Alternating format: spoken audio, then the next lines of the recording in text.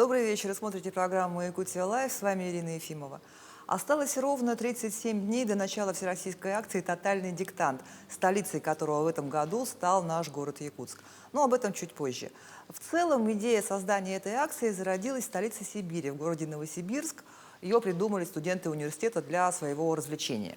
Первый тотальный диктант провели филологи Новосибирского государственного университета 11 марта 2004 года. После этого 5 лет подряд в акции участвовали только студенты, человек 200 от силы. И уже позже акция начала распространяться за пределы области и постепенно стала международной. Как рос диктант, каким он стал сегодня, в нашей студии расскажет Ольга Рябковец, директор Фонда поддержки языковой культуры граждан «Тотальный диктант» и член Совета при президенте Российской Федерации по русскому языку. Здравствуйте, Ольга. Добрый вечер. Ну, расскажите, как все начиналось. Я знаю, в одном из интервью вы себя назвали не матерью, но мачехой диктанта. Но вот самый первый диктант, вы там присутствовали? Когда проходил самый первый диктант в Новосибирском государственном университете, я еще училась в школе в Новосибирской области, и к акции я присоединилась лишь в 2007 году, переняв ее у старшего поколения Глум-клуба. Это такой юмористический и творческий клуб гуманитарного факультета Новосибирского государственного университета. И, собственно, Глум-клуб и придумал такой формат акции, такой формат и такую акцию, как «Тотальный диктант». И дальше акция уже передавалась от поколения к поколению, но вот я в 2007 году, как младшее поколение, взялась за организацию диктанта, так он не может меня отпустить, и с тех пор был создан и фонд «Тотальный диктант» как организация, которая занимается проведением акций, других просветительских мероприятий, и огромная команда, огромное количество проектов вокруг «Тотального диктанта». А как менялся текст диктанта?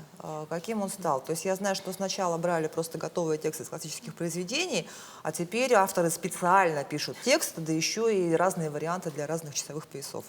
Да, действительно, диктант начинался с того, что мы просили преподавателя кафедры общего и русского языкознания Новосибирского университета выбрать нам из сборников диктанта какие-то тексты. И первым текстом, например, диктанта был текст из «Войны и мира» Толстого, естественно, адаптированный для написания под диктовку.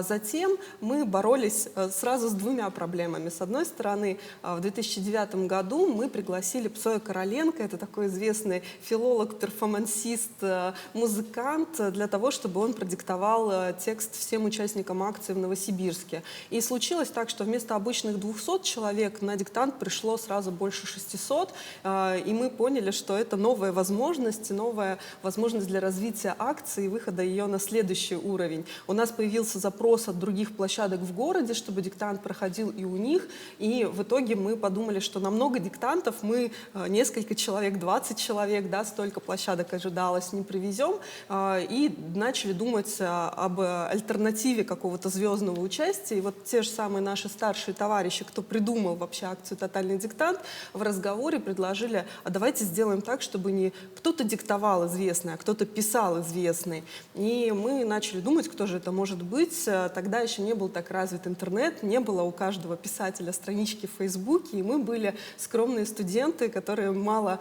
контактов имели, но все равно, используя теорию 6 рукопожатий, мы вышли на Бориса Натановича Стругацкого, который, к счастью, согласился написать первый авторский текст. И это на самом деле стало настоящей бомбой, настоящей новой волной в жизни «Тотального диктанта». И писать текст, который является примером современного русского литературного языка, не образцом его, а именно примером, срезом той языковой, срезом той языковой ситуации, в которой мы живем, это, конечно же, еще плюс в том плане, что мы как раз повторяем правила, актуальные здесь и сейчас, и пишем на том языке, на котором практически говорим. А вот как, кстати, с нецензурной лексикой?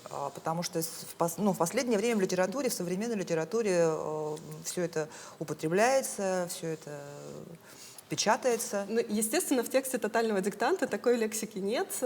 Понятно, что мы ставим автору творческую задачу, у него нет тех заданий: напишите нам 10 сложно подчиненных и 15 сложно сочиненных предложений. Но, тем не менее, каждый автор, желая раскрыть ту тему, которую он хочет донести, осознает, что его текст будет прочитан, продиктован и записан большое количество раз. При этом мне кажется, что это такой же пласт языка, как диалект проектная лексика, как профессиональная лексика и жаргонная. И там, где она употреблена либо как средство художественного выражения, либо как средство эмоционального выражения, там, где это уместно в соответствии с тем регистром речевым, которым либо герой в литературном произведении пользуется, либо человек выражает свои эмоции, мне кажется, что это не то, что имеет право на существование, это наша данность, это естественное явление языка, и оно есть. Вопрос лишь в уместности употребления. Но Стругацкий только написал текст, он ведь сам не диктовал. Да, он не диктовал, и более того, он написал текст, который был ответами на два вопроса. Что вы думаете о современном состоянии языка и современном состоянии литературы? И из этого уже филологи, что-то вырезав, скомпоновав, потому что было больше по объему, чем нужно для диктанта, сделали текст диктанта. Да, и только в 2011 году Дмитрий Быков, следующий автор, уже принимал участие в акции, лично диктуя текст в Новосибирске.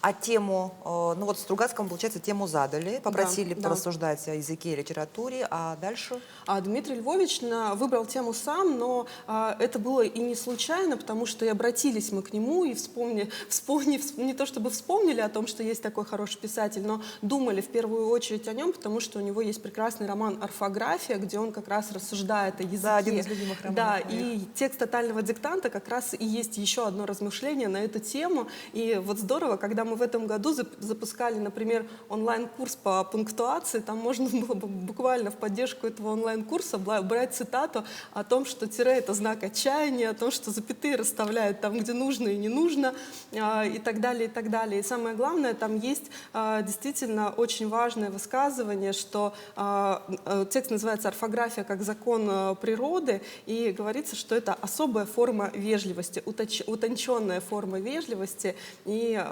это во многом, конечно, откликалось тотальному диктанту. Текст написан был буквально за полчаса в нашем присутствии, когда мы к Дмитрию Львовичу пришли в гости с этим вопросом. Одним из авторов текста был наш земляк, которым мы все гордимся, Андрей Геласимов. И это как-то повлияло вообще на то, что вот Якутск стал столицей следующей? Я думаю, что на выбор жюри это не повлияло, потому что Андрей Валерьевич в жюри не входил, и члены жюри вряд ли были ангажированы этим решением, скажем так. Но в Якутск попал, и в том числе благодаря Андрею Валерьевичу, в пул городов, скажем так, тотального диктанта. А так хочется сказать, что, конечно, каждый автор и каждый текст привносит в тотальный диктант что-то новое. И в прошлом году, благодаря сотрудничеству с Андреем Валерьевичем, мы начали дружить, в принципе, с издательством «Городец». И это дало возможность открытию новой книжной серии тотального диктанта «Русский язык 18+». И, конечно же, чудесный текст, который он написал о Циолковском, стал вдохновением, источником вдохновения для целого большого 17-часового марафона, который назывался так же, как и текст тотального диктанта, «Per Aspera», и мы соединили вместе тему космоса, тему русского языка и тему того, как нельзя бояться мечтать, потому что наши смелые мечты рано или поздно становятся реальностью. Получается, Псой Короленко был первым таким известным диктатором, да? Да, верно. Вот вообще вот эта языковая игра, тотальный диктант, отсылка к тоталитаризму, диктаторы, это вот... Это как раз наследие творческого объединения «Глум-клуб», но, как вы понимаете, даже в самом названии организации тоже есть некоторые сарказмы, игра слов, каламбур и так далее. Как ребята-КВНщики придумали акцию и заложили в нее, да, взяли процедуру школьную, которая у многих, может быть, вызывает дрожь в коленях и не самые приятные воспоминания о том периоде, когда приходилось писать, боясь получить двойку и так далее. И ребята, как настоящие юмористы, КВНщики, они решили разнообразить эту процедуру и всякими словечками, фишками и плюшками, как мы это называем в организации, да, юмористическим роликом приветствия и так далее, довести до того, чтобы эта процедура перестала вызывать негативную реакцию, а стала вызывать реакцию позитивную. Как раз на каламбуре это во многом и строится. Естественно, ни к тоталитаризму, ни к диктатуре тотальный диктант отношения не имеет, и это действительно начинает служить средством распознавания свой-чужой. Люди, которые знают тотальный диктант, они понимают, что мы употребляем слово «диктатор» с юмором, а те, кто не знает и начинают спрашивать, а почему так, а почему вы неправильно используете значение в слово, тем сразу объясняет, и человек тоже входит и включается в сообщество и становится своим, понимая, что в этом особый юмор. А, кстати, как выбирают диктаторов? Диктаторов выбирают те, кто организует диктант в городах. Часто это преподаватели русского языка, литературы, школьные преподаватели, вузовские. И мы очень рады, что многие участники идут именно на своего преподавателя, либо на преподавателя, который стал своим уже за годы проведения диктанта. И возможность сделать из филологов настоящих звезд, конечно, еще одна миссия тотального диктанта, и это нас очень радует. С другой стороны, часто диктующими, диктаторами выступают известные личности, это телеведущие, музыканты, актеры и так далее, и так далее. Кто-то из чиновников, но, как правило, имеющих базовое педагогическое образование, тоже диктует текст на площадке. Здесь очень важно, конечно, понимать, что качество диктовки в нашем проекте, несмотря на то, что это тотальный диктант, который у некоторых ассоциируется с словом тоталитаризм, он очень демократичен. И диктаторы, которые плохо диктуют текст, могут и поругать на площадке. Иногда были случаи у нас изгнания диктаторов с площадки, когда продолжал диктовать филолог. Поэтому, конечно, от качественной диктовки зависит и настроение участников, и их оценки в итоге. И мы уделяем большое внимание их подготовке. У нас есть специальные инструкции. И с каждым звездным диктатором, в том числе и с автором тотального диктанта, перед акцией работает филолог, чтобы прорепетировать и продиктовать максимально четко, точно и качественно. То есть филолог знает даже лучше автора, как продиктовать авторский текст. Конечно, определенно, потому что диктант — это все-таки особый жанр. Диктант — это особая форма проверки знаний. Лучше всего, конечно, знают это школьные учителя, но филологи тотальные вузовские за годы участия в акции, ну и опять же, многие филологи вузовские тоже используют эту форму проверки знаний, поэтому они тоже очень хорошо с ней знакомы. И, конечно же, разложить по предложениям, расставить ударения они могут лучше, чем автор. А вот авторские знаки препинания, Их это не же существует. вечный камень преткновения. Это миф, их не существует. В тотальном диктанте не так, как в школьном диктанте. То есть часто в школе ты должен поставить либо запятую, либо тире, либо двоеточие. Есть правильное, есть неправильное. В тотальном диктанте такого нет. Но нет и авторской пунктуации. В тотальном диктанте наши эксперты-филологи, когда готовят комментарии, критерии проверки текста, рассматривают каждое предложение буквально под лупой. Они пишут его сами. Они используют в качестве подопытных кроликов членов штаба тотального диктанта, не все из которых филологи. И смотрят, как предложение может услышать пишущий, потому что кто-то это может понять как причинно-следственные связи, кто-то как простое перечисление. В зависимости от выражения. Да, и тогда можно посчитать это либо и поставить в предложение либо запятую или точку с запятой, либо двоеточие, иногда тире и так далее. И поскольку текст сначала диктуется, потом слышится участникам и записывается, им он проходит несколько фильтров, и мы стараемся учесть все возможные варианты, если они не противоречат правилам. Естественно, все, что правилам не соответствует русского языка, считается ошибкой, а все, что соответствует правилам, но может быть следствием разной интерпретации, разной диктовки, ошибка не считается. Опять же, бывает вариант предпочтительный, бывает допустимый, бывает эталонный, то есть так, как хотел сказать автор. Ну вот акция изначально преследовала цели повысить грамотность населения и вообще, чтобы каждый мог проверить самого себя. Вот насколько за все время существования акции «Тотальный диктант» повлиял на грамотность населения? Вот прежде чем перейти к этому вопросу, я предлагаю посмотреть наш опрос. А как можешь оценить, насколько у нас жители региона грамотные? Ой, Ну, я грамотные, говорят думаю, же. грамотные. Пишут же. В отличие от других регионов, по-моему, у нас очень даже грамотные. Ну, я думаю, что достаточно грамотных людей, образованных тем более. Я считаю, что грамотных людей у нас очень много, и грамотных людей у нас в основном это городские, конечно, жители. Какие мероприятия нужно проводить, чтобы повысить грамотность населения? Самообразование. Возможности все есть. особенно для молодых людей. Все хорошо. Вроде образование. Все нормально.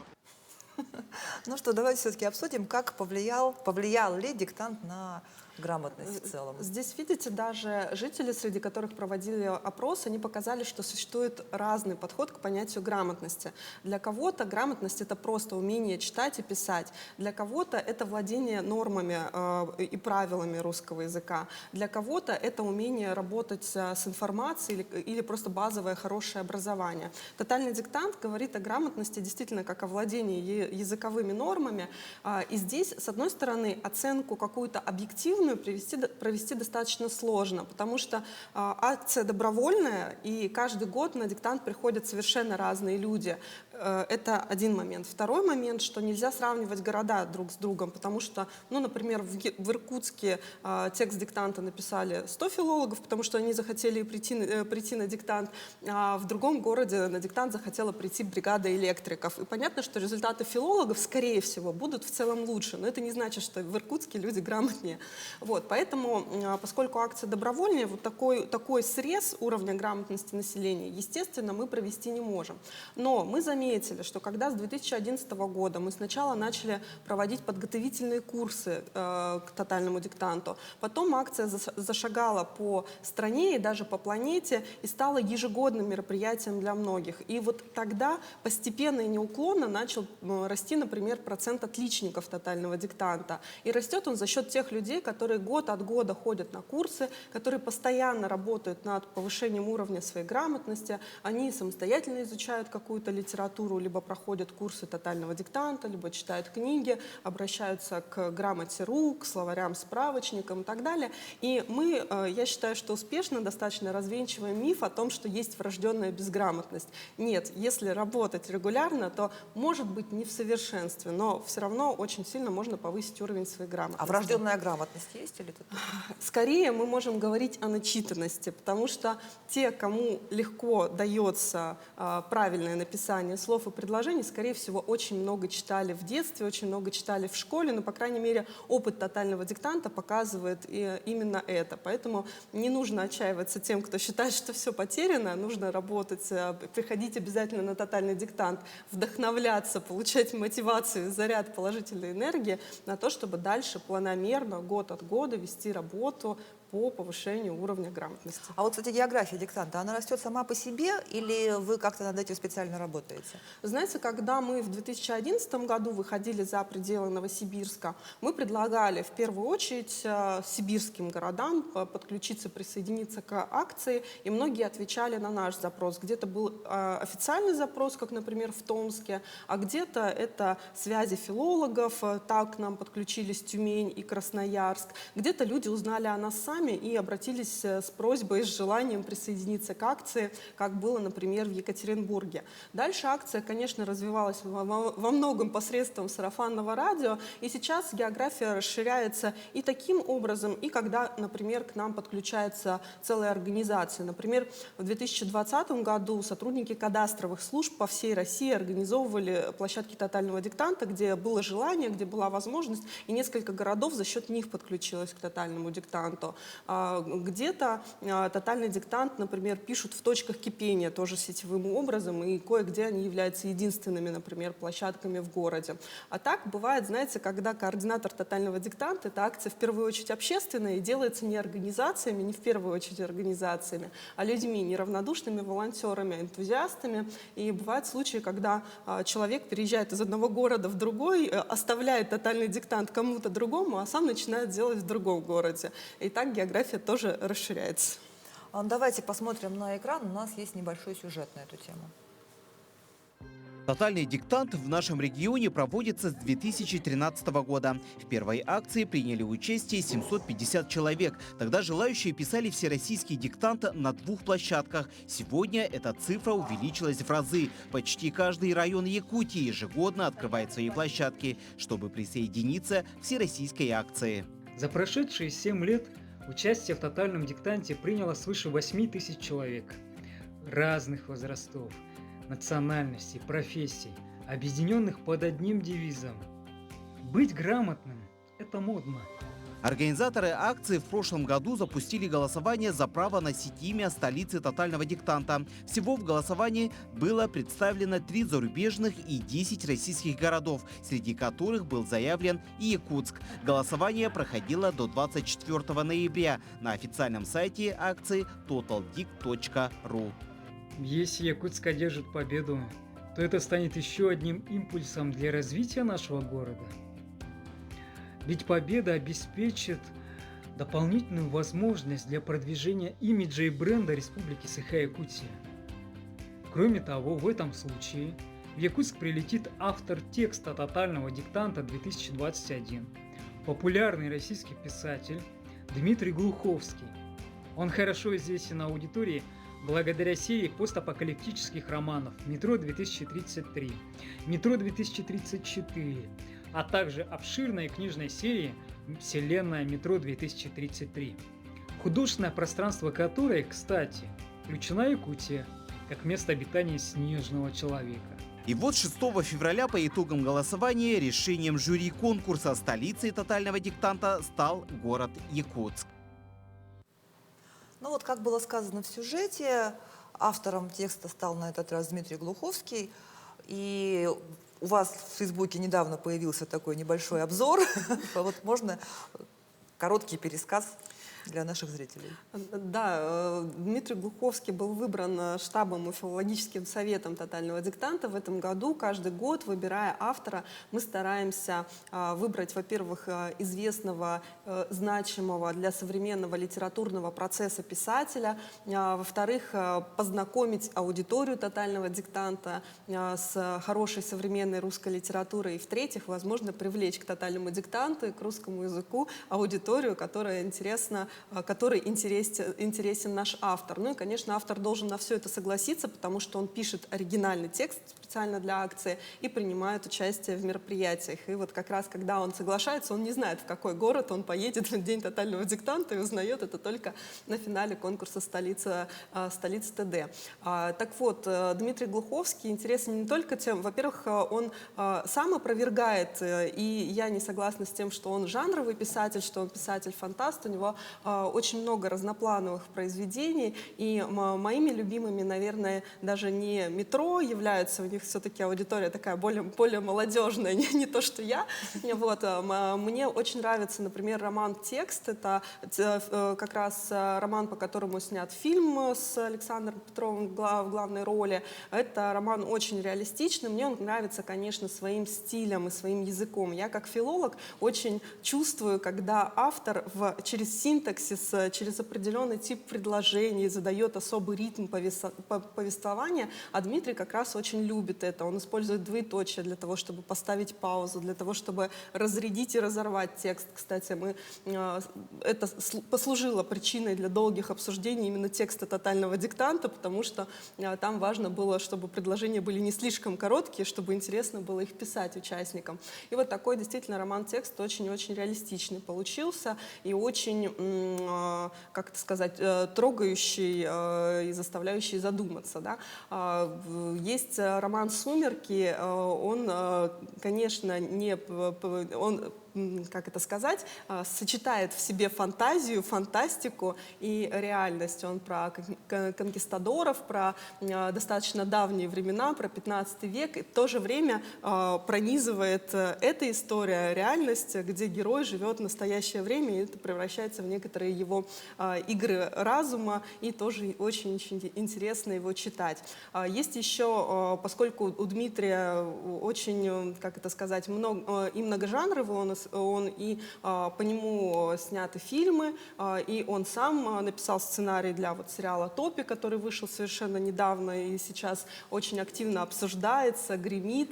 Он записал, например, аудио, и этот сериал, он как раз не как книга писался, а именно как сценарий изначально. Есть аудиосериал на Storytel, который называется «Пост», он писался именно как аудиосериал для аудиоформата, и его тоже очень интересно слушать. Его его озвучивал сам Дмитрий, и в исполнении автора это тоже превращается в какой-то такой действительно спектакль одного актера в хорошем смысле этого слова. И там как раз тоже воссоздается сюжет постапокалиптический, но он поднимает очень много разных тем, которые заставляют задуматься. Это религия, это философия, немножко там мистики, эзотерики есть, про которую тоже ты критически постоянно думаешь и так далее. Вот. И текст тотального диктанта, текст диктанта стал уже особым жанром. Мне очень сложно, если про Андрея Геласимова мы, например, говорили, что этот текст про Константина Циолковского, про маленького глухого мальчика Костю, который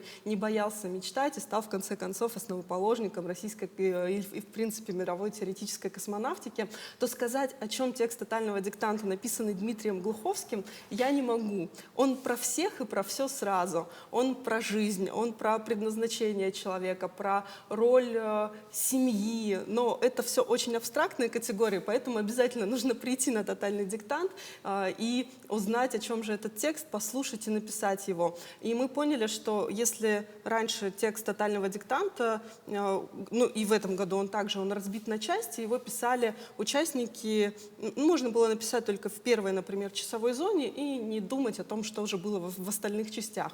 А в случае с Геласимовым мы очень рекомендовали прочитать всю историю, а в случае с Дмитрием мы понимаем, что и с текстом Глуховского мы понимаем, что невозможно не знать всю историю, иначе это будет, ну, такая диктант ни о чем. Поэтому мы приняли решение, что нужно обязательно его экранизировать, и, собственно, по тексту тотального диктанта этого года снят художественный короткометражный фильм «Обещание», как и текст тотального диктанта, так и называется, и все 10 апреля попадут не только на диктант, но и на премьеру фильма. То есть ее покажут во время марафона? И во время марафона, и на каждой площадке тотального диктанта. У нас раньше были традиционные хобости, это такой юмористический выпуск новостей перед диктанта, для того, чтобы разрядить атмосферу, для того, чтобы участники перестали волноваться. Немножко, да. Теперь мы хотим зарядить и напрячь, и показать фильм по тексту тотального диктанта. То есть все, кто придут, сначала посмотрят кино, узнают сюжет, узнают, о чем эта история, а затем уже напишут ту часть диктанта, которая относится к этой часовой зоне.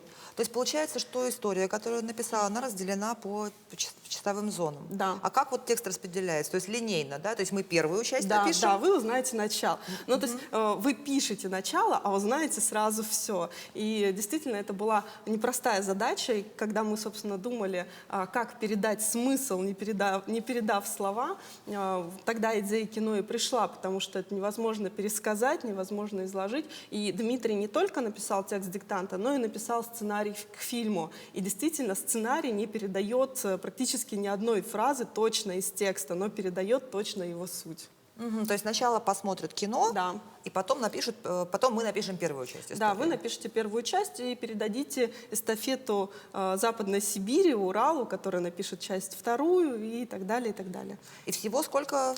Всего у нас 4 часовых зоны, то есть закончит писать диктант Америка, американские континенты. Это будет 23 часа по Москве, но автор сделал еще хитрее. В этом году у нас 5 частей текста, и 5-ю часть, которая является вообще развязкой ко всему тексту, можно будет в течение всего времени, вот с момента старта тотального диктанта на Дальнем Востоке, в Восточной Сибири, и до окончания его 5-ю часть можно будет написать на сайте тотального диктанта в режиме онлайн и в специальной форме для автоматизированной проверки.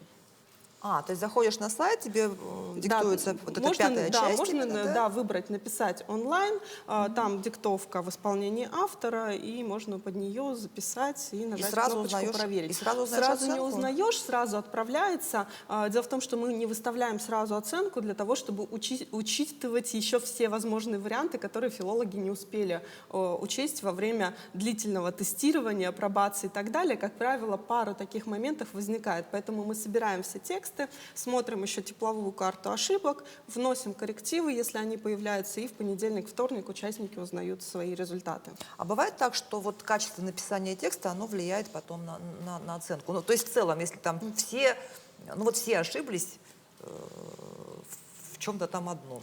Ошиблись все, не бывает. Но опять же, если где-то возникает массовая ошибка, это не говорит о некачественном тексте. Это скорее позволяет сделать вывод о том, какое правило, например, в школе плохо или непоследовательно преподавалось. У нас год от года в текстах тотального диктанта встречаются слова «Земля», «Луна», «Солнце». И их написание то с большой, то с маленькой буквы. И как раз наши филологи обнаружили, что это правило очень плохо и непоследовательно изложено в школьных учебниках, поэтому там ошибаются достаточно много людей. И мы это правило ежегодно сейчас даем на курсах и видим, что ошибок стало меньше. В этом году, кстати, оно тоже, по-моему, должно встретиться. Вот. И есть правила, которые традиционно вызывают много сложностей. Это не слитно-раздельно, это 1-2 «н» в отглагольных, прилагательных и причастиях. Эти правила мы каждый год разбираем на курсах. И сейчас онлайн-школа тотального диктанта идет, и мы обязательно их тоже повторим. Поэтому это вопрос не к автору, не к качеству текста. Авторов начинают обвинять, когда они включают в свой текст много диалогов или много прямой речи. Это действительно не очень удобно при написании, но часто этого не избежать, если действительно хочешь интересный текст написать. Я повторюсь, что у автора задача не просто написать такой вышкаленный диктант, да, идеальный, а еще и написать, во-первых, интересное произведение, во-вторых, чтобы это было таким срезом современного русского языка. А в связи с пандемией какие-то будут ограничения? Естественно, я думаю, многие знают, что диктант 2020 года для многих прошел, да, во-первых, его перенесли, это был первый диктант, единственный, я надеюсь, который прошел осенью. Во-вторых, у нас появился новый формат, и в этом году он тоже будет практиковаться.